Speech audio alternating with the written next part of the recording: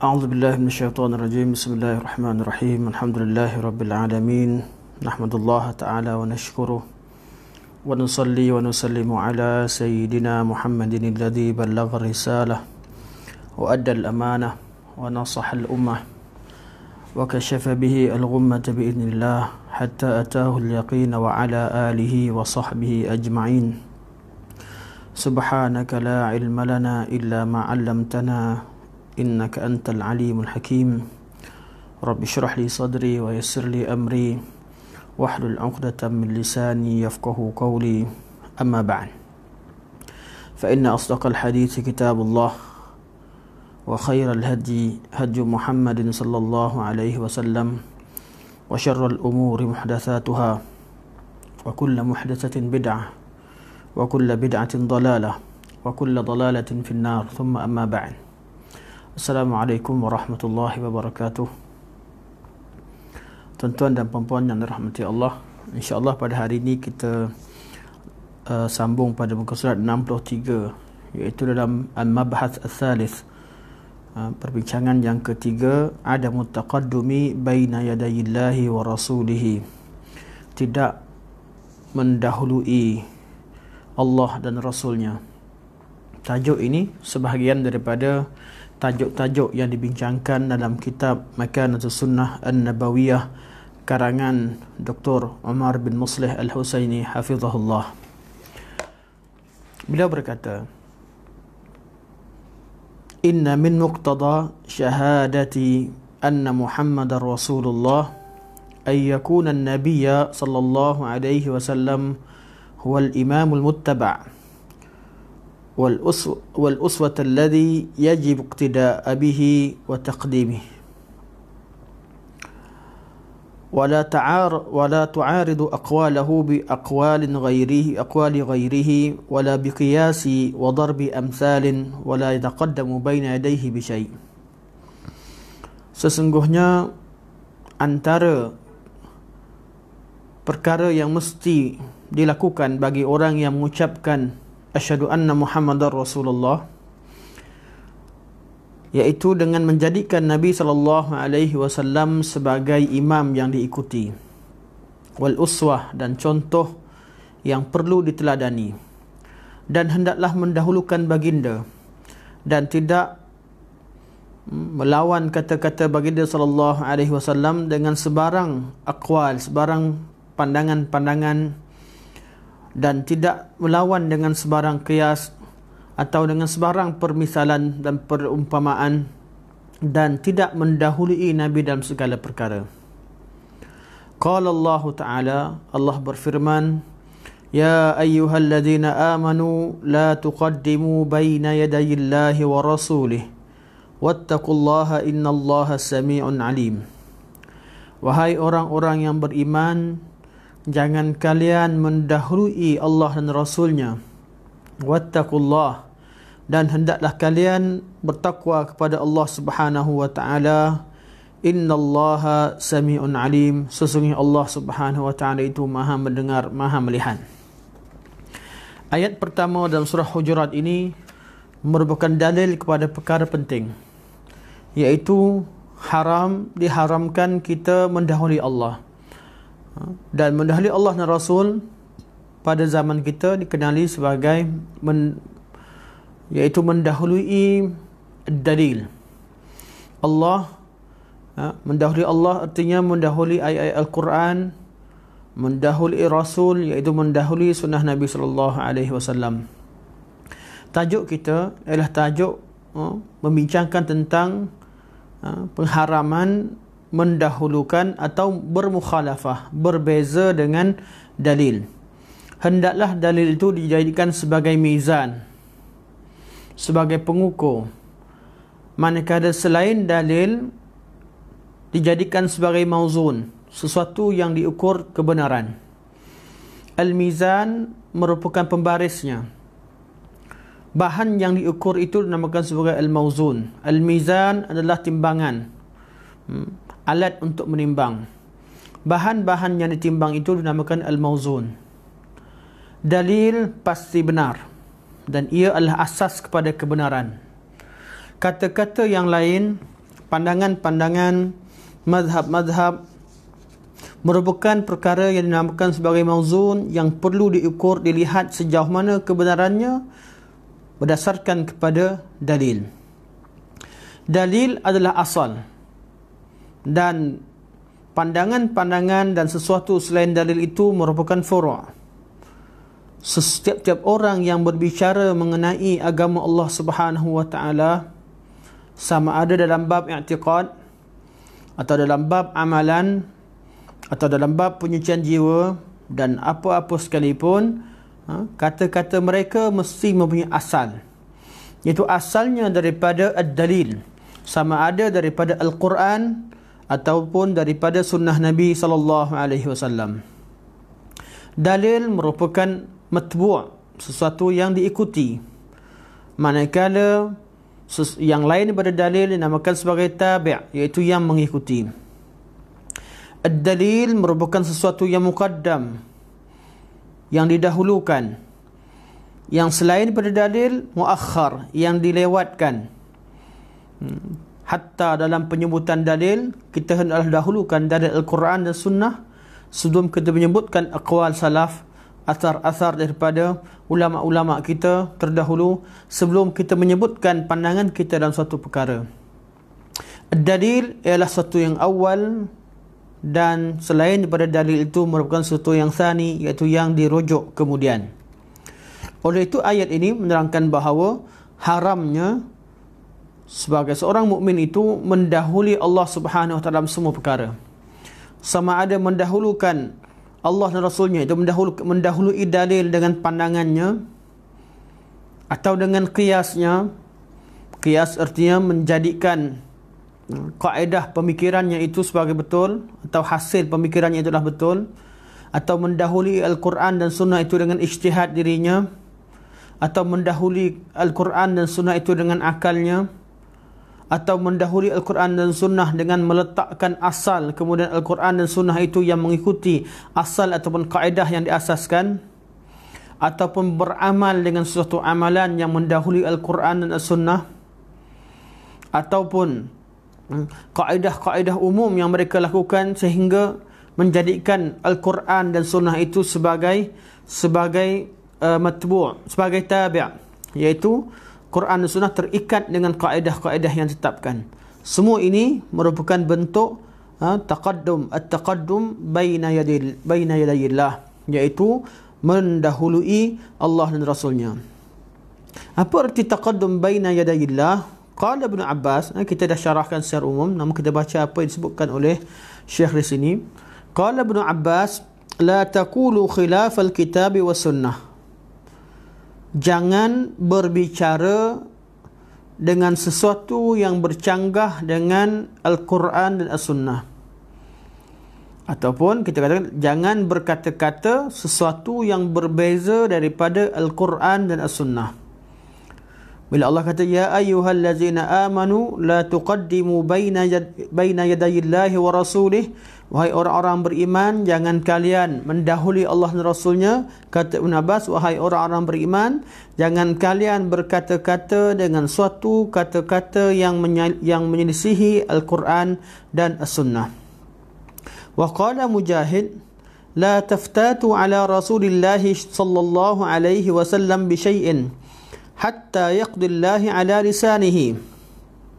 Jangan kamu beramal dengan sesuatu perintah sehingga perkara itu ditetapkan oleh Rasulullah sallallahu alaihi wasallam, ditetapkan oleh Allah Subhanahu wa taala di atas lisan Nabi sallallahu alaihi wasallam. Ibn Abbas kata dalam bab kata-kata jangan berbeza daripada Al-Quran dan Sunnah. Kata muridnya Mujahid, dalam bab beramal, jangan mendahului suatu amalan yang tidak ditunjukkan oleh Rasulullah sallallahu alaihi wasallam. Wa qala Sufyan Ats-Tsauri, la tuqaddimu baina yadayillahi wa rasulihi biqaulin aw bifi'lin. Sufyan Ats-Tsauri membuat kesimpulan terhadap makna ayat ini. Beliau mengatakan bahawa jangan kamu mendahului Allah dan Rasulnya dalam kata-kata ataupun dengan perbuatan kalian. Qala Ibn al-Arabi, la tuqaddimu baina yadayillahi wa rasulihi aslun fi tark at-ta'arrudi li aqwali an-nabi sallallahu alaihi wasallam wa ijab ittiba'ihi wal iqtida'i bihi. Kata Ibn al-Arabi, ini Ibnu al-Arabi. Ibn al-Arabi berkata, jangan kalian mendahului Allah dan Rasulnya, iaitu makna ayat ni, jangan kalian mendahului Allah dan Rasulnya. Merupakan ayat-ayat ini merupakan aslun fi tark at-ta'arrudi, asal ataupun dalil yang asas dalam mewajibkan seseorang itu meninggalkan at-ta'arrud di aqwalin Nabi. At-ta'arrud menentang atau berbeza dengan kata-kata Nabi. Wa ijab ittiba'ihi wal iqtida'i bih, dan mewajibkan seseorang itu mengikuti dan meneladani Nabi sallallahu alaihi wasallam. Jadi dalam ayat ini Allah Subhanahu wa taala melarang seseorang daripada mendahului Rasul dan Allah dan Rasulnya dengan kata-katanya, dengan perbuatannya, dan itulah merupakan kesimpulan yang umum terhadap ayat ini. Jadi dalam bab ini, semua orang yang melakukan suatu perkara yang tidak diajarkan oleh Rasulullah sallallahu alaihi wasallam, ia termasuk dalam bab ini. Semua jenis bid'ah, semua jenis perkara baru yang diada-adakan dalam agama yang tidak diberi contoh oleh Rasulullah sallallahu alaihi wasallam termasuk dalam larangan ini, iaitu larangan mendahului Allah dan Rasulnya dalam beramal, mendahului Allah dan Rasulnya dalam perkataan. Segala kaul-kaul dalam mazhab akidah selain daripada akidah yang dibawa oleh Rasulullah sallallahu alaihi wasallam merupakan perkara-perkara yang dilarang oleh Allah dan Rasulnya dalam ayat ini. Qala Syekhul Islam, berkata Syekhul Islam Ibn Taimiyah rahimahullah, tuqaddimu ma'nahu tataqaddamu. Erti tuqaddimu artinya mendahulukan. Maknanya ialah tataqaddamu, mendahului.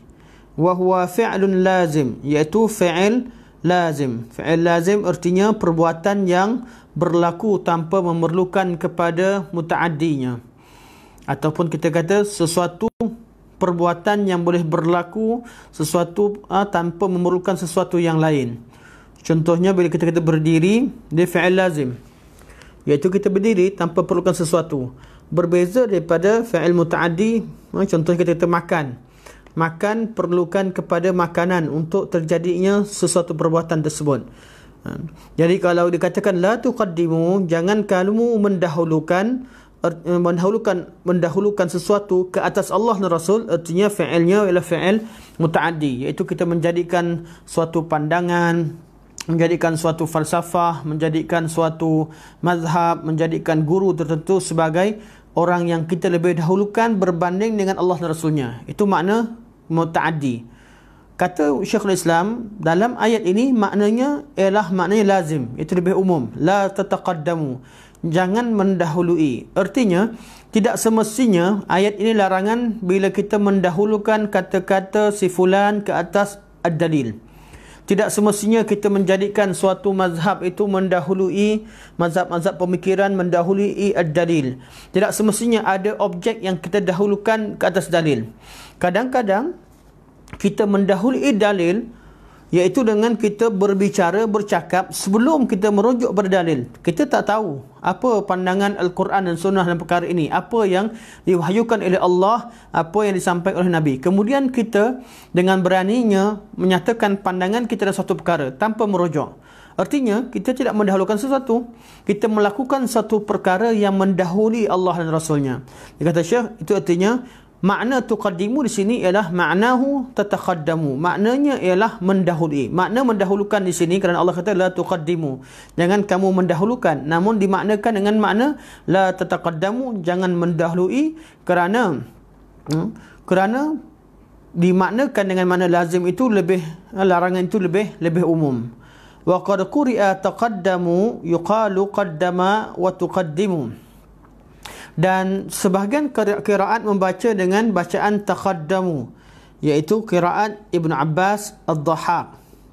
Bila membaca dengan ya ayyuhallazina amanu la taqaddamu, Walaupun bacaan ini adalah bacaan bukan bacaan yang mutawatir.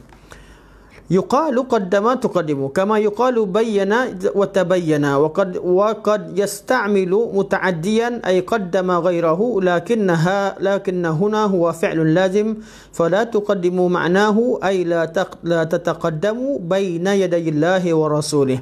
Maknanya seperti perbincangan bahasa tadi, maknanya kembali kepada apa yang saya sebutkan tadi, iaitu kalau kita letakkan fi'il lazim memaknakan kalimat dengan kalimah fi'il lazim, ianya lebih bersesuaian dan bertepatan dengan ayat ini, kerana fi'il lazim itu maknanya lebih luas, iaitu larangan untuk kita mendahulukan sesuatu ke atas Allah dan Rasulnya. Begitu juga larangan untuk kita mendahulukan sesuatu daripada Allah dan Rasulnya, iaitu kita buat sesuatu sebelum kita merujuk kepada dalil daripada Al-Quran dan sunnah Rasulullah sallallahu alaihi wasallam. Qala Ibn Kathir berkata, la tasarra'u fil asya'i baina yadayhi ay qablahu bal kunu lahu tab'an fi jami'il umur. Kata Ibn Kathir, makna ayat ini ialah jangan kamu bersegera dalam melakukan suatu perkara sebelum kamu melihat atau merujuk kepada Allah dan Rasulnya. Bahkan hendaklah kamu jadikan Nabi itu sebagai ikutan kamu dalam segala perkara. Jadi kita bila ada apa-apa masalah dalam agama, hendaklah perkara pertama yang kita rujuk ialah ad-dalil daripada Al-Quran dan As-Sunnah, kemudian baru kita cari pandangan-pandangan yang lain. Wa qala Ibn Al-Qayyim, dan berkata Ibn Al-Qayyim rahimahullah dalam makna ayat ini, ay la taqulu hatta yaqul, iaitu jangan kalian berbicara sehingga kalian mengetahui apa yang dibicarakan oleh Allah dan Rasulnya. Wala ta'muru hatta ya'mur, dan jangan kamu menyuruh manusia melakukan satu perkara sehingga kamu mengetahui bahawa Nabi telah menyuruhnya. Wala taftu hatta yufti, dan jangan kalian berfatwa dengan sesuatu fatwa sehingga kalian mengetahui fatwa Rasulullah sallallahu alaihi wasallam. Wala taqta'u amran hatta yakuna huwa alladhi yahkumu fihi wa yamdih, dan jangan kalian putuskan suatu perkara sehingga kalian mengetahui bahawa Rasul Nabi sallallahu alaihi wasallam telah memutuskan perkara tersebut. Summa qala ba'da dhalik, kemudian Ibn Qayyim buat kesimpulan berkata selepas itu, wal qaulul jami' fi manil ayah, dan makna kata-kata yang kesimpulan yang menyeluruh berkaitan makna ayat ini ialah la ta'jalu biqaulin wala bifi'lin qabla an yaqula Rasulullah sallallahu alaihi wasallam aw yaf'al. Makna yang ringkas untuk ayat ini ialah jangan kalian bersegera melakukan suatu perkara atau berkata dengan suatu kata-kata sebelum ianya dilakukan oleh Rasulullah dan sebelum diperkatakan oleh Rasulullah sallallahu alaihi wasallam. Qala Allah, kata Ibn Qayyim lagi, Allah berfirman, ya ayyuhalladzina amanu la tarfa'u aswatakum fawqa sawtin nabiyyi wa la tajharu lahu bil qawli kajahri ba'dikum li ba'din an tahbata a'malukum wa antum la tash'urun. Wahai orang-orang yang beriman, jangan kalian meninggikan suara kalian di atas suara Nabi sallallahu alaihi wasallam, dan jangan kamu zahirkan suara kalian, jangan kalian nyaringkan suara kalian ketika berbicara dengan Rasulullah sallallahu alaihi wasallam seperti cara kalian berborak antara satu sama lain. Dikhawatiri perkara demikian itu akan menyebabkan amalan-amalan kamu gugur sedangkan kalian tidak menyedarinya. Ayat ini larangan untuk mengangkat suara.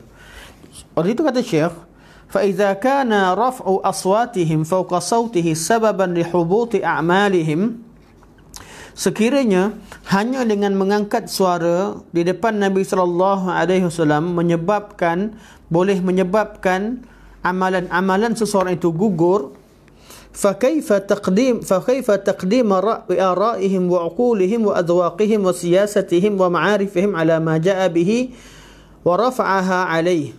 alaysa hadha aula ay yakuna muhbitan li a'malihim. Syekh kata, kalau sekadar mengangkat suara, mengatasi suara Nabi SAW boleh menyebabkan amalan seseorang itu gugur, bagaimana dengan orang yang mendahulukan pandangannya, mendahulukan akalnya, mendahulukan zauqnya, mendahulukan perasaannya, mendahulukan politiknya, mendahulukan ilmu-ilmu yang lain ke atas Nabi SAW, ke atas sunnah Nabi SAW. Bukankah ini lebih aula untuk disifatkan sebagai perkara yang boleh menyebabkan amalan itu gugur? Syekh kata. Dan berkata penulis selepas menukilkan kata Ibn Qayyim, penulis berkata, wa qad jafa fi hadzal amr وقد جفى في هذا الأمر الإلهي كثير من المسلمين في جوانب منها. Dan arahan Allah Subhanahu wa taala ini telah dilanggar oleh ramai di kalangan muslimin dalam kehidupan harian mereka dalam beberapa aspek. Antaranya, pertama, at-taqaddumu al-awwal at-taqaddumu baina yaday Allah wa rasulih fil istidlal fayatruku ma jaa bihi Allah wa rasuluhu ma jaa bihi Allah wa rasuluhu wa yuqaddimu aqlahu wa ra'yah. Bab pertama dalam contoh-contoh orang yang mendahului Allah dan Rasulnya ialah orang-orang yang mendahulukan Allah dan Rasulnya dalam beristidlal, dalam pendalilan. Dia meninggalkan apa yang Allah Subhanahu wa taala dan Rasulnya bawa, dan dia mendahulukan akalnya dan pandangannya.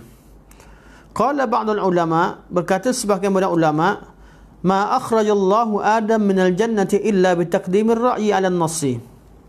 Adam alaihi salam tidak dikeluarkan daripada syurga kecuali dengan sebab dia mendahulukan pandangannya daripada nas.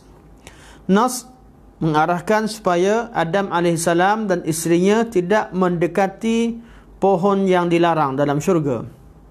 Itu nas, perintah daripada Allah Subhanahu wa taala. Namun Adam AS dan isterinya dengan menggunakan akal mereka, menggunakan pandangan mereka setelah mereka tersilap, ya, memikirkan bahawa pohon itu setelah tergoda dengan godaan syaitan yang menyatakan bahawa pohon itu kalau dimakan buahnya akan menyebabkan mereka kekal dalam syurga. Jadi Adam mendahulukan ketika itu, Adam mendahulukan pandangannya, iaitu mendahulukan apa yang dirasakan bahawa dia ingin kekal dalam syurga, dan dia berpandangan bahawa itulah sebab kenapa Allah larang dia daripada mendekati pohon tersebut, maka dia pun mendahulukan pandangannya di atas nas. Ini kata sebagian pada ulama seperti mana disebutkan oleh Ibn Qayyim rahimahullah, dan disebutkan dalam kitab Mukhtasar As-Sawa'iq, Sawa'iqul Mursalah. Dan kata syekh lagi, wa ma lu'ina iblisu wa ghudiba alaihi illa bitaqdimir ra'yi 'ala an-nas. Dan iblis tidak dilaknat dan tidak dimurkai kecuali kerana dia mendahulukan pandangannya ke atas nas. Iblis laknatullah alaih dilaknat kerana dia menjadikan pandangan itu mendahulukan nas. Nas iaitu perintah Allah Subhanahu wa taala memerintahkan supaya dia tunduk dan sujud alaihi salam. Iblis menggunakan pandangannya dengan mengatakan bahawa kenapa aku perlu sujud kepada manusia yang diciptakan daripada tanah sedangkan aku dan iblis berpandangan bahawa api lebih mulia daripada tanah. Jadi iblis mendahulukan pandangan dia ke atas nas, ke atas perintah Allah Subhanahu wa taala.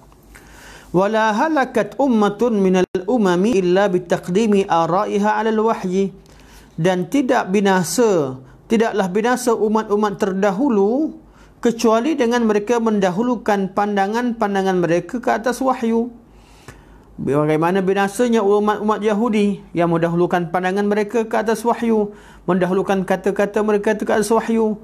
Kata kalau wahyu mengharamkan mereka daging dan sebagainya, daging unta, mengharamkan bagi mereka beberapa perkara, mereka melakukan hilah dengan pandangan mereka. Tatkala Allah melarang mereka untuk berburu ataupun menangkap ikan pada hari Sabtu, Mereka mendahulukan akal mereka dengan mereka mendahului nas dengan meletakkan akal mereka dengan cara memerangkap ikan pada hari sebelumnya, iaitu pada hari Jumaat, dan mereka pungut pada hari Ahad dan sebagainya. Umat-umat terdahulu mereka binasa kerana mereka mendahulukan pandangan mereka ke atas wahyu, mendahulukan amalan mereka ke atas wahyu. Wala tafarraqat ummatu farqan wa kana syi'an illa bitaqdimi ara'ihim 'ala an-nusus. Dan umat ini sendiri tidak berpecah dengan pelbagai kumpulan sedangkan mereka dahulu itu bersatu. Sebab itu punca yang menyebabkan perkara berlaku ialah dengan mendahulukan pandangan mereka ke atas nusus. Sebab itu semua mazhab dalam akidah selain daripada mazhab Ahlussunnah wal Jamaah yang mengikuti as-sunnah, mazhab-mazhab lain telah menyebabkan perpecahan berlaku di kalangan umat ini begitu banyak. Puncanya mereka menjadikan kaedah akal mereka, menjadikan usul mazhab mereka sebagai usul Islam, sehingga usul mazhab mereka lah yang menghukumkan nas, mendahului Allah dan Rasulnya, mendahului dalil daripada Al-Quran dan Sunnah dalam menetapkan suatu perkara. Dan umat ini berpecah kerana sebahagian daripada mereka itu mendahulukan pandangan mereka ke atas nusus. Wa qad qala Umar bin Khattab radhiyallahu anhu. Umar bin Khattab berkata, "Ya ayyuhan nas, ittahimur ra'ya 'ala ad-din. Falaqad ra'aytuni aruddu amra Rasulillah sallallahu alaihi wasallam bi ra'yi ijtihad. Wallahi ma alu 'anil haqqi wa dhalika yaumi Abi Jandal. Wal kitabu baina yaday Rasulillah wa baina ahli Makkah. فقال رسول الله صلى الله عليه وسلم اكتب بسم الله الرحمن الرحيم فقال بل تكتب كما نكتب باسمك اللهم فرضي رسول الله صلى الله عليه وسلم وأبيت عليه حتى قال رسول الله صلى الله عليه وسلم تراني أرضي وتأبى." Sayyidina Umar beliau berkata, "Ya ayuhan nas," ketika dalam suatu ucapan Sayyidina Umar bin Khattab di zaman beliau berkata, "Ya ayuhan nas, wahai manusia, ittahimur ra'ya 'ala ad-din." Hendaklah kamu menuduh atau meletakkan suatu pandangan itu tunduk kepada nas-nas agama. Hendaklah kamu jangan mendahulukan pandangan kamu ke atas agama ini. Falaqad ra'aituni arudda amra Rasulillah sallallahu alaihi wasallam bi ra'yi ijtihad. Dan aku teringat suatu ketika dahulu aku pernah menolak perkara yang diputuskan oleh Rasulullah sallallahu alaihi wasallam dengan pandangan ijtihadku. Wallahi ma alu anil haqqi wa dzalika yaum Abi Jandal. Demi Allah, kebenaran itu berada di pihak Rasulullah dan peristiwa itu berlaku pada peristiwa Yaumi Abi Jandal, pada hari Abi Jandal. Hari Abi Jandal ini adalah pada hari Hudaibiyah. Abi Jandal adalah anak kepada Suhail bin Amr. Suhail bin Amr adalah wakil Ahlu Makkah datang kepada Rasulullah dalam peristiwa perjanjian Hudaibiyah. Pada tahun yang ke-6, Nabi bermimpi bahawa Nabi masuk ke Makkah untuk menaikkan umrah. Ketika itu Nabi mengumpulkan lebih kurang 1,400 orang sahabat-sahabat yang ikut Nabi SAW untuk menunaikan ibadah umrah, dan mereka tidak membawa senjata kecuali senjata untuk mempertahankan, iaitu pedang-pedang yang ada di tangan mereka, tidak membawa senjata-senjata berat untuk berperang. Namun setelah sampai di Asfan, sampai satu tempat antara Makkah dan Madinah, datang satu berita kepada Nabi SAW bahawa ahli Makkah telah bersiap sedia untuk memerangi kaum muslimin sekiranya kaum muslimin meneruskan perjalanan mereka untuk menunaikan ibadah umrah. Kerana kita tahu bahawa ahli Makkah menjadi prinsip pada mereka tidak akan menghalang siapa sahaja di kalangan orang Arab dari kaum mana sekalipun untuk menunaikan ibadah umrah. Namun berita yang sampai kepada Rasulullah bahawa mereka telah bersiap sedia untuk memerangi Rasulullah sallallahu alaihi wasallam. Maka Nabi berbincang, Abu Bakar berkata, "Kita teruskan perjalanan." Sekiranya memberikan pandangan, Abu Bakar berikan pandangan, "Ya Rasulullah, kita teruskan perjalanan. Sekiranya ada pihak yang menentang kita, yang menghalang kita, baru kita berperang." Maka Nabi meneruskan perjalanan sehingga sampai di suatu tempat yang dinamakan sebagai Hudaibiyah. Di Hudaibiyah sekarang kita banyak pergi umrah, kita melawat kawasan perkampungan Hudaibiyah. Ketika sampai di Hudaibiyah, Okay, Nabi SAW didatangi oleh wakil Quraisy. Jadi Quraisy yang ketika awalnya begitu bersemangat untuk melawan, mereka merasa gerun dan takut dan tidak mahukan berlaku peperangan. Maka mereka menghantarkan wakil mereka bernama Suhail bin Amr sebagai wakil kafir Quraisy untuk berbincang, melakukan suatu perjanjian perdamaian dengan Rasulullah SAW yang dinamakan sebagai perjanjian Al-Hudaybiyah. Setelah dimeterai perjanjian, yang mana antara isi kandungan perjanjian tersebut ialah hendaklah Rasulullah SAW memulangkan mana-mana orang Islam yang keluar lari daripada Makkah Al-Mukarramah pergi ke Madinah untuk meninggalkan Makkah ke Madinah tanpa izin Quraisy, hendaklah Nabi pulangkan. Setelah selesai perjanjian, datang Abu Jandal. Abu Jandal ialah anak kepada Suhail bin Amr, anak kepada perunding tadi. Abu Jandal yang masih lagi tangannya dan juga badannya terikat dengan rantai, tapi dia mampu lari sampai ke Hudaybiyah dan menjerit ya Rasulullah dan meminta bantuan dengan Rasulullah sallallahu alaihi wasallam. Jadi sebab itu hari Hudaybiyah dinamakan sebagai hari Yauma Abi Jandal, hari Abi Jandal, iaitu anak kepada Suhail bin Amr. Kisahnya selepas Abi Jandal sampai kepada dalam keadaan begitu, bapanya terus tarik Abi Jandal dan memukul Abi Jandal dan mengatakan bahawa wahai Muhammad, inilah dia perlaksanaan pertama yang perlu lakukan, iaitu serahkan anak ini kepadaku, iaitu anaknya sendiri. Dan Abu Jandal dipukul di depan sahabat dan di depan Rasulullah sallallahu alaihi wasallam. Dan itu adalah peristiwa Abi Jandal. Sebab tu bila disebut kata Yaum Abi Jandal, hari Abi Jandal ialah hari perjanjian Hudaybiyah. Maksudnya hari perjanjian Hudaybiyah. Kata Sayyidina Umar, dalam perjanjian Hudaybiyah, setelah wal kitabu baina yaday Rasulullah sallallahu alaihi wasallam wa baina ahli Makkah, setelah perjanjian dimeterai dan surat perjanjian, isi kandungan perjanjian telah berada di depan Nabi sallallahu alaihi wasallam dan berada di depan ahli Makkah, itu hanya tinggal ditandatangani.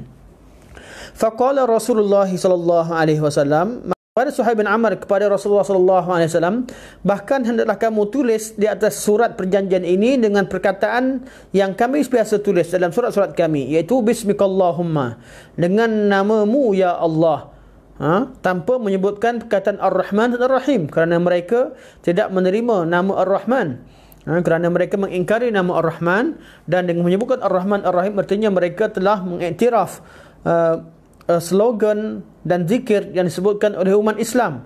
Jadi dari segi maknanya kafir Quraisy mereka tidaklah menafikan sifat rahmat itu daripada Allah Subhanahu Wa Taala, namun dengan meletakkan nama Ar-Rahman, nama yang diperkenalkan oleh Allah yang mereka nafikan, dan juga nama Ar-Rahim dengan nama Bismillahirrahmanirrahim merupakan menjadi satu zikir yang diajarkan oleh Islam, oleh Allah dan Rasulnya. Maka mereka merasa bukan bahawa perkara itu merupakan satu bentuk pengakuran terhadap apa yang dibawa oleh Nabi. Maka kata Suhail bin Amr, hendaklah kamu tulis sebagaimana kami tulis di atas surat-surat kami, iaitu bismikallahumma. Ketika surat ini ditulis, kafir Quraisy sebenarnya dalam keadaan sangat lemah dan umat Islam berada dalam keadaan kuat. Dan ketika itu kafir Quraisy datang dengan membawa syarat-syarat yang secara zahirnya terlihat bahawa mereka mendahului. Contohnya, bila adanya di kalangan orang Mekah lari ke Madinah Al-Munawwarah, perlu dipulangkan ahli Mekah. Sebaliknya, kalau ada orang Madinah yang murtad kembali kepada Mekah, orang Arab Mekah tidak perlu pulangkan orang tersebut kepada Madinah Munawwarah, kerana sekarang dah terbentuk dua negara. Perjanjian itu seperti seolah-olah adanya kelebihan pada ahli Mekah. Perjanjian juga menetapkan tidak berlakunya peperangan selama 10 tahun. Tidak berlaku sebarang peperangan antara Nabi dan ahli Makkah selama 10 tahun. Dan juga syarat yang lain, diletakkan beberapa syarat yang terlihat bahawa seolah-olah kafir Quraisy itu memenangi perjanjian tersebut. Maka Sayyidina Umar Al-Khattab merasa tidak selesa. Suatu beliau kata, faradhiya Rasulullah sallallahu alaihi wasallam wa abaitu alaihi. Rasulullah terima syarat-syarat tersebut, sedangkan aku tidak menyetujuinya. Aku enggan untuk menyetujuinya. Bila perkara itu berlaku, kata Sayyidina Umar, hatta qala Rasulullah sallallahu alaihi wasallam, sehingga Nabi sallallahu alaihi wasallam bersabda, tarani arda wa ta'ba, kamu dah nampak aku setuju, kamu masih lagi enggan. Nabi bila tanya, Nabi SAW ketika tegas terhadap Sayyidina Umar. Inilah dia yang Umar pesankan kepada manusia selepasnya, kepada umat Islam pada zaman beliau. Sayyidina Umar berkata, Rasulullah bertegas kepadaku mengatakan bahawa kamu dah tahu aku suka satu perkara, aku redha dengan satu perkara, sedangkan kamu masih lagi ingkar. Sekarang Rasulullah menggunakan apa? Rasulullah tidak, kerana maqam di sini ialah maqam arahan dan perintah, bukan mana situasi sini situasi arahan. Nabi sebagai ketua pemimpin, bukan lagi dalam meminta pandangan. Sama seperti situasi sekarang dalam bab kita cerita dalam bab soal berlakunya wabak COVID-19 ini. Okay. Kalau berlaku arahan SOP tertentu, walaupun kita sebagai seorang pakar perubatan yang mempunyai pandangan sendiri, dalam bab melaksanakan suatu perkara, hendaklah kita mendahulukan suatu arahan. Dan itu arahan kerajaan yang ada sekarang. Bagaimana dengan arahan Rasulullah sallallahu alaihi wasallam? Dalam bab kita bermuamalah dengan Rasulullah sallallahu alaihi wasallam, dalam bab sahabat bermuamalah dengan Rasulullah, ada setengah keadaan, setengah situasi Rasulullah meminta pandangan yang perlukan, yang Nabi SAW meminta sahabat memberikan pandangan. Setengah keadaan Nabi buat keputusan dan Nabi minta supaya sahabat taat. Dan itu berlaku pada zaman Nabi sallallahu alaihi wasallam. Pada zaman kita tidak ada lagi situasi Nabi minta pandangan kita, kerana agama telah pun sempurna. Segala sesuatu yang berlaku pada zaman Nabi sallallahu alaihi wasallam telah pun sempurna dengan kewafatan Rasulullah. Segala bentuk amalan agama, segala bentuk pemahaman dalam bab akidah dan segala perkara berkaitan dengan agama ini telah pun sempurna ketika Nabi sallallahu alaihi wasallam diwafatkan. Kerana agama ini telah disifatkan sebagai agama yang sempurna, telah disempurnakan agama dan disempurnakan. Artinya agama yang sempurna, dan Nabi SAW akan diwafatkan oleh Allah Subhanahu Wa Taala. Tatkala Nabi wafat, agama sempurna. Maka pada zaman kita tidak lagi berbaki adanya sesuatu yang Rasulullah minta kita berikan pandangan dalam bab agama. Dalam bab agama yang tinggal ialah kita ittiba', iaitu mengikuti Nabi SAW. Jadi contoh pertama, Syekh kata, antara contoh orang-orang yang melanggari perintah Allah dalam bab ini ialah mereka mendahulukan pandangan mereka dalam bab pendalilan ke atas dalil daripada Al-Quran dan As-Sunnah. Dan dibawakan contoh bagaimana Sayyidina Umar memperingatkan manusia supaya tidak melakukan perkara demikian, dan beliau menceritakan bahawa beliau pernah diperingatkan oleh Rasulullah SAW atas kesalahan tersebut. Yang kedua, antara bentuk atau situasi lain mendahului Allah dan Rasulnya, at-taqaddumu baina yaday Allah wa rasulihi bitaqdim at-ta'ati al-ulama'i wal umara'i fi tahrimi ma ahallallahu aw tahlili ma harramallahu wa rasuluhu. Mendahului Allah dan Rasulnya dengan mendahulukan ketaatan kepada ulama ataupun umara dalam urusan suatu perkara yang dalam mengharamkan sesuatu yang dihalalkan oleh Allah, atau menghalalkan sesuatu yang diharamkan oleh Allah dan Rasulnya. Ketaatan kepada umara, ketaatan pada ulama ialah sebagai tabi' kepada ketaatan kepada Allah dan Rasulnya. Kita menghormati, mentaati pemerintah selama mana pemerintah itu tidak menyuruh pada perkara yang menghalalkan perkara yang haram atau mengharamkan perkara yang halal. Selagi perkara itu tidak bertentangan dengan agama Allah Subhanahu Wa Taala, kita taat kepada pemerintah. Selagi pandangan-pandangan itu tidak mendahului Allah Subhanahu Wa Taala, tidak bertentangan dengan hukum-hukum Allah, tidak berbeza dengan apa yang diberitahukan oleh Rasulullah sallallahu alaihi wasallam, kita terima pandangan ulama. Tatkala adanya pandangan sebahagian daripada ulama yang bertentangan dengan nas Al-Quran dan As-Sunnah, hendaklah kita mendahulukan nas, mendahulukan Al-Quran dan mendahulukan sunnah Nabi SAW. Ada yang berkata, bagaimana boleh dikatakan ulama itu mendahului Quran dan sunnah sedangkan mereka seorang ulama? Ya, kerana dalam bab ketaatan kepada Allah Subhanahu Wa Taala, sejauh mana sekalipun seorang itu mempunyai kedudukan yang tinggi dalam agama, seorang itu walaupun dia mempunyai ilmu yang ada kelemahan dalam pandangan yang begitu banyak, kadang-kadang sebahagian daripada pandangan yang keluar daripada orang yang alim adalah yang perlu dilihat, perlu dijadikan pandangan, perlu diukur pandangan itu kepada Al-Quran dan Sunnah. Dan kebiasaannya kita mengetahui suatu pandangan itu salah bila berlakunya teguran daripada ulama yang lain. Bila kita ambil kata kedua kaul ulama yang berbeza, yang mempunyai masing-masing mempunyai hujah, kita lihat cara kita nak bandingkan dua pandangan tadi adalah dengan kita ukur, lihat bagaimana pandangan manakah yang lebih dekat dengan Al-Quran dan Sunnah. Macam mana kita lebih kenal Al-Quran dan Sunnah daripada ulama? Ada yang bertanya. Tidak. Kedua-dua ulama tadi yang berselisih, mereka membawakan dalil. Mereka membawakan dalil dan mereka memberikan alasan kenapa mereka menolak pandangan yang lain. Sebahagian daripada alasan tersebut terlihat bila kita buat perbandingan, kita akan nampak bahawa alasan itu tidak lagi valid. Kerana sebahagian ulama kata, aku tidak ada sebarang dalil dalam perkara demikian, jadi saya berpandangan begini. Bila ulama lain bawa dalil dan dalil itu wujud dalam kitab sunnah secara jelas, contohnya dalam Sahih Bukhari dan Sahih Muslim, dan perkara itu merupakan yang diterima oleh ulama sebagai dua kitab yang semuanya sahih, kita katakan bahawa alasan sebahagian ulama yang mengatakan bahawa tidak wujud dalil dalam masalah itu merupakan alasan yang tidak tepat. Cuma keuzuran diberikan pada ulama tersebut kerana kebiasaannya ulama yang melakukan pandangan tersebut memang dalil tak sampai pada mereka. Sebab itulah kita lihat pada banyak pandangan Al-Imam Abu Hanifah rahimahullah, dengan alasan tidak ada dalil dalam suatu masalah, pandangan Ibn Hanifah mendahulukan qiyas ke atas suatu yang melakukan qiyas terhadap suatu perkara yang ada nas padanya, bukan kerana beliau mendahulukan qiyas ke atas nas, tapi kerana beliau tidak menemukan nas atau menemukan nas yang lemah ketika zaman beliau. Kerana beliau meninggal sebelum kedatangan sebelum hadis-hadis itu dikumpulkan dalam kitab-kitab seperti mana dilakukan oleh imam-imam Bukhari, Muslim, Ibnu Majah, An-Nasa'i, Tirmizi dan sebagainya.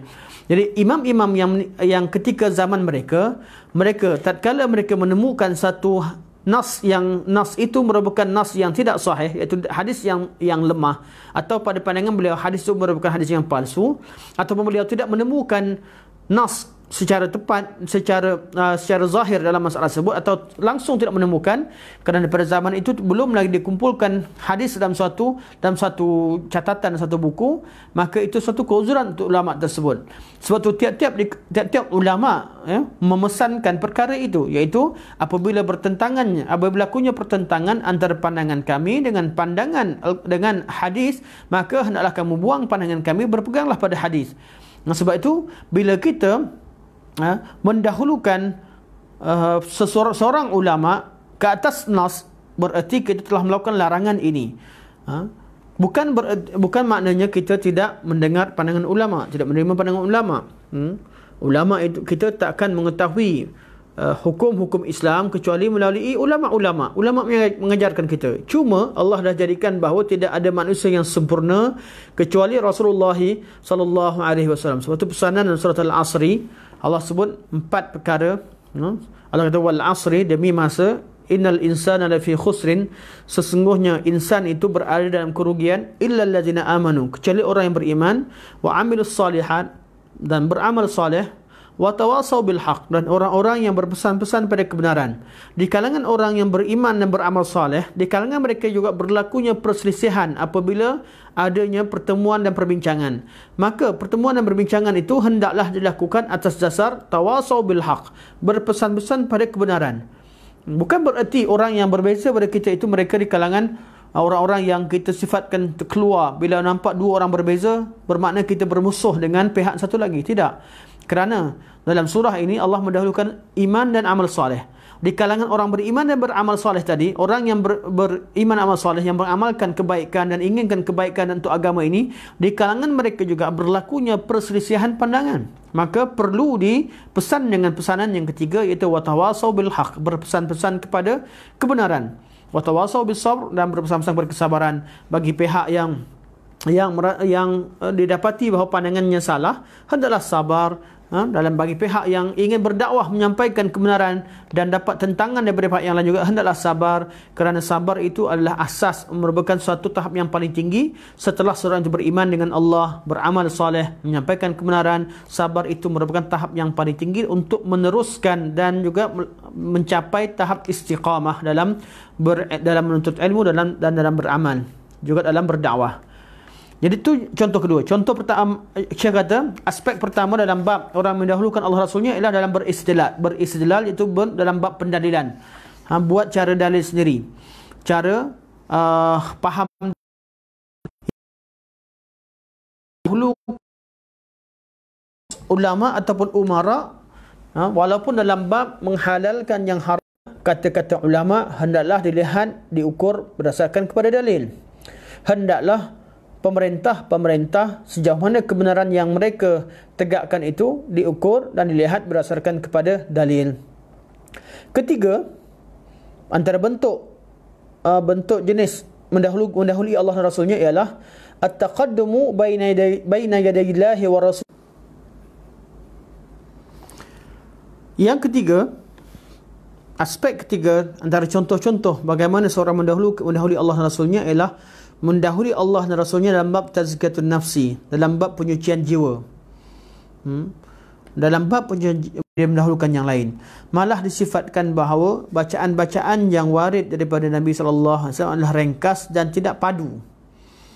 Tidak hebat fadilatnya sebagaimana zikir-zikir yang dibawakan oleh guru-guru tertentu atau syekh-syekh tertentu. Dalam bab tazkiyatun nafs, dalam bab penyucian jiwa, kita dapati bahawa ramai di kalangan manusia yang mendahului Allah dan Rasulnya dalam penyucian jiwa. Ini bab kesalahan ini dilakukan oleh ramai ahli sufi. Kesalahan yang kedua ramai dilakukan oleh ahli politik. Kesalahan pertama banyak dilakukan oleh ulama. Kita kata bahawa Syekh kata antara bentuk-bentuk cara manusia mendahului Allah Rasulnya ialah pertama mendahului Allah Rasulnya dalam istidlal.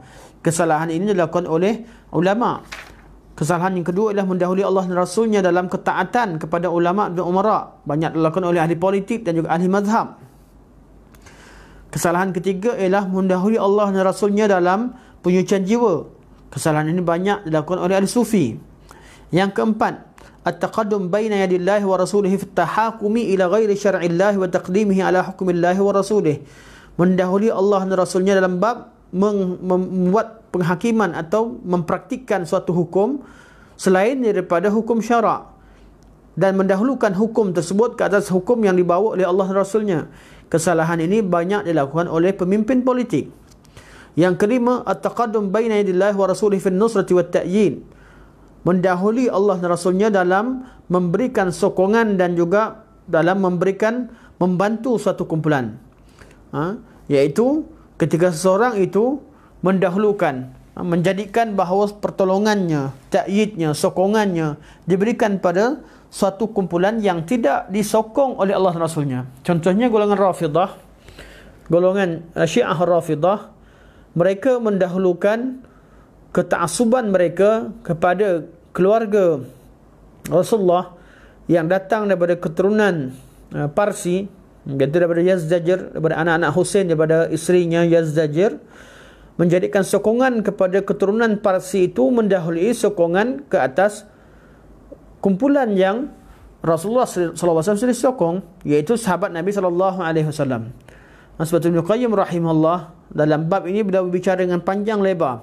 Kita lihat dalam kitab Al-Ittiba' yang ditulis Ibn Abil Izz rahimahullah, bila membincangkan secara panjang lebar tentang bab bagaimana kita hendaklah menyokong dan mempertahankan sahabat Rasulullah sallallahu alaihi wasallam, kerana mereka lah golongan manusia yang Allah Subhanahu wa taala sokong mereka. Allah sebutkan kebaikan-kebaikan yang mereka lakukan. Allah ceritakan tentang isi kandungan hati mereka, keikhlasan mereka, ketulusan yang ada dalam hati mereka, dan perkara itu hendaklah kita sokongan hendaklah kita lakukan terhadap mereka, kerana mereka adalah orang-orang yang disokong dan dibantu oleh Allah dan Rasulnya. Sebab itu kata Syekh, fal wajib ala kulli muslim yashhadu an la ilaha illallah wa anna muhammadar rasulullah ay yakuna aslu qasdihi tauhidillah biibadatihi wa ta'ati rasulih wa ya'lam anna afdalan nasi ba'da rasul humus sahabah فلا ينتصر لشخص انتصارا عاما مطلقا إلا لرسوله صلى الله عليه وسلم ولا طائفة انتصارا عاما مطلقا إلا للصحابة فإن الهدى يدور مع الرسول صلى الله عليه وسلم ومع أصحابه من دون أصحاب غيره. Kewajipan terhadap orang yang bersyahadah dengan kalimah la ilaha illallah Muhammadur Rasulullah ialah hendaklah dia menjadikan asal tujuan kehidupannya itu mentauhidkan Allah Subhanahu wa taala dan mentaati Rasulullah sallallahu alaihi wasallam. Dan hendaklah dia mengetahui bahawa manusia yang terbaik selepas Rasulullah sallallahu alaihi wasallam adalah sahabat Nabi sallallahu alaihi wasallam. Maka tidak ada satu sosok tubuh yang disokong secara mutlak kecuali Rasulullah dan orang-orang yang mengikuti Rasulullah sallallahu alaihi wasallam, iaitu sahabat. Sesungguhnya hidayah itu ada bersama Rasulullah dan bersama dengan orang-orang yang bersama Rasulullah sallallahu alaihi wasallam, bukanlah ada di pihak yang lain. Jadi sokongan kita terhadap sahabat, pendidikan sahabat Nabi sallallahu alaihi wasallam itu sokongan yang padu, yang mutlak, yang tidak boleh dipisahkan. Sekiranya ada orang yang menghina sahabat Nabi sallallahu alaihi wasallam, yang orang yang cuba merendahkan kedudukan Nabi sallallahu alaihi wasallam, hendaklah kita memberikan sokongan dengan cara menolak apa yang mereka katakan, membersihkan imej buruk yang cuba dibawa oleh orang-orang tertentu dengan menaburkan tuduhan-tuduhan yang tidak sepatutnya, menaburkan perkara buhtan terhadap kisah-kisah sahabat Nabi sallallahu alaihi wasallam. فعلى كل مؤمن ألا يتكلم في شيء من الدين إلا تبعا لما جاء به الرسول. Maka setiap mukmin ألا يتكلم dan la yatakallama fi syai'in min ad-din, jangan bercakap dengan urusan agama kecuali mengikuti apa yang dicakapkan oleh Nabi sallallahu alaihi wasallam dan tidak mendahuluinya. Bahkan dia hendaklah melihat apa yang Nabi katakan, hendaklah dia mengikuti apa yang sallallahu alaihi wasallam. Ilmunya hendaklah mengikuti perintah Rasulullah sallallahu alaihi wasallam. Begitulah dia yang dilakukan oleh sahabat dan orang-orang yang mengikuti jejak mereka di kalangan tabi'in, di kalangan at-tabi'in, dan juga orang-orang yang mengikuti jejak langkah mereka di kalangan umat ini sehingga ke akhir zaman. Mereka lah adalah Ahlussunnah wal Jamaah. Kita tidak temukan seorang pun di kalangan ulama-ulama salaf, di kalangan sahabat tabi'in dan tabi'it tabi'in, mereka ini adalah asal dan usul terhadap mazhab ahli sunnah wal jamaah. Manakala ahli bid'ah, mereka tidak menjadi, bahkan mereka menjadikan apa yang mereka melihat, apa yang mereka rasa adalah suatu asas.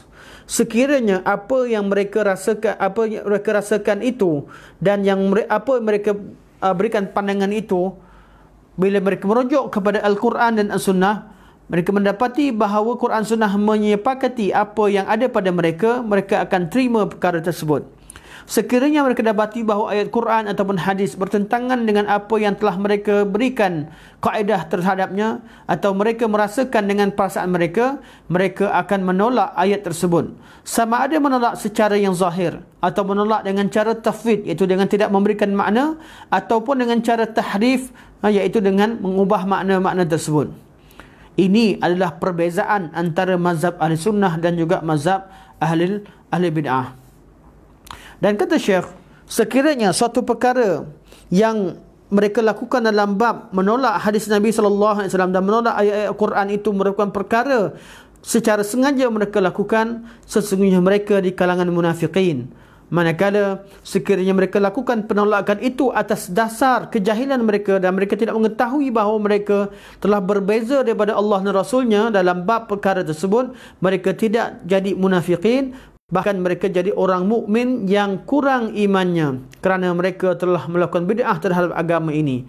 Itu Syekh kata, kalau ada orang yang mendahulukan kata-kata mereka berbanding dengan firman Allah dan firman Rasulullah sallallahu alaihi wasallam dengan sengaja, dan mereka mengetahui bahawa apa yang mereka pertahankan merupakan perkara yang bertentangan dengan Al-Quran dan Sunnah, dan mereka mendahulukan kata-kata mereka, mendahulukan kumpulan mereka, mendahulukan guru mereka, mendahulukan perasaan mereka, mendahulukan cara praktik dalam mazhab mereka sebagainya.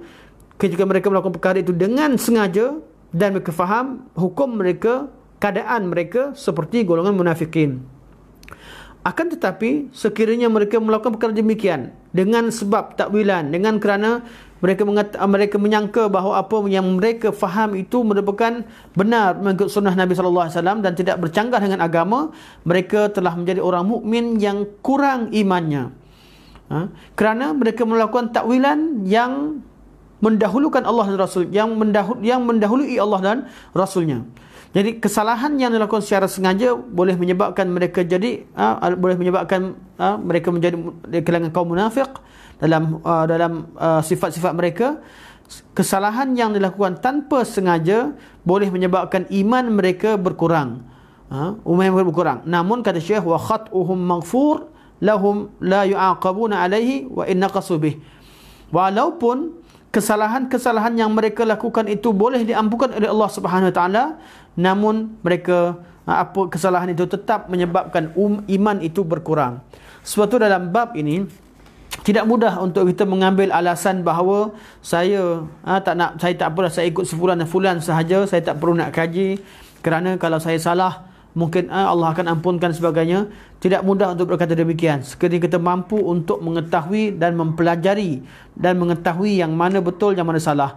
Kalau kita tak mampu dalam keadaan kerana faktor masa, faktor keadaan, faktor kesibukan dan sebagainya dalam keadaan tertentu, boleh kita taklid dan mengetahui mengikuti orang-orang yang kita percaya itu sahaja. Namun bila kita mampu, hendaklah kita mengatasi masalah ini dengan cara kita mempelajari dan mengkaji suatu perkara supaya apa?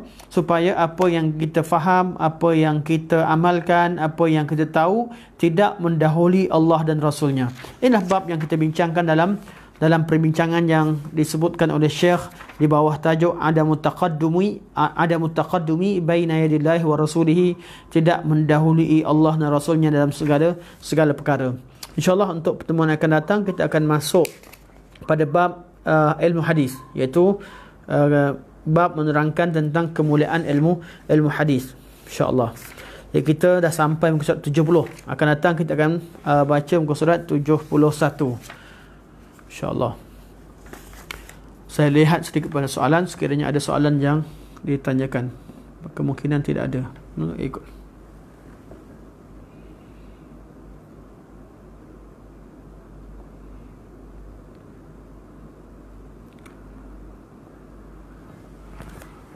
Okey, insyaAllah.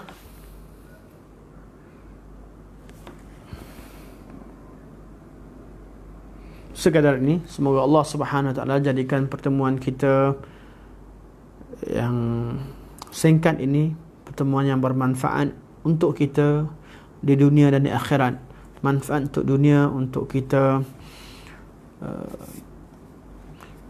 memahami suatu perkara dengan mengikut neraca Al-Quran dan Sunnah. Manfaat untuk akhirat, untuk kita diberikan pahala dan balasan kebaikan dengan sedikit masa yang kita luangkan ini. Semoga Allah terima segala amal kebaikan dan mengampunkan segala kesalahan yang berlaku sepanjang majlis ini, kerana tiap-tiap kata-kata itu, bila orang banyak berkata-kata, sudah pasti banyak kesalahannya, dan kesalahan tersebut terampun, kesalahan satu majlis terampun dengan kafaratul majlis. Jadi kita tutup kafaratul majlis, dan sekadar ini semoga Allah ampun kesalahan kita semua. Wassallallahu alaihi wasallam Muhammad wa sallallahu subhanakallahumma wa bihamdika asyhadu an la ilaha illa anta astaghfiruka wa atubu ilaik. Wa sallallahu ala sayyidina Muhammad wa ala alihi wa sahbihi wa baraka wa sallam. Walhamdulillahi rabbil alamin. Wassalamu alaikum warahmatullahi wabarakatuh.